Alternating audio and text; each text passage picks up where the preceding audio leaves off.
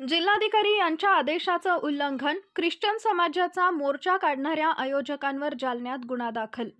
जिल्हाधिकारी यांच्या आदेशाचं उल्लंघन करून काढण्यात आलेल्या ख्रिश्चन समाजाच्या आक्रोश मोर्चाच्या आयोजकावर कदीम जालना पोलीस ठाण्यात गुन्हा दाखल करण्यात आलाय.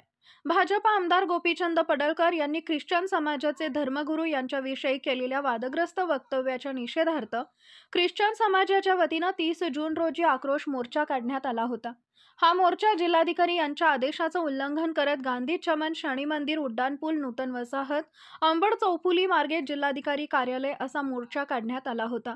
तसेच जिल्हाधिकारी कार्यालयासमोर विनापरवानगी स्टेज उभारणी करून घोषणाबाजी करण्यात आली. त्यामुळे पोलीस जमादार विनोद भाले यांच्या फिर्यादीवरून आयोजक वैभव उगले, चंद्रसेन निर्मळ, विनोद लोंढे, फिलिप उगले, पीटर खंदारे, बंटी गायकवाड, जॉर्ज उगले, विल्यम गुडेकर व इतर 15 ते 20 लोकांवर कदीम जालना पोलीस ठाण्यात गुन्हा दाखल करण्यात आला असून पोलीस पुढील तपास हेड कॉन्स्टेबल डोईफोडे करत आहेत.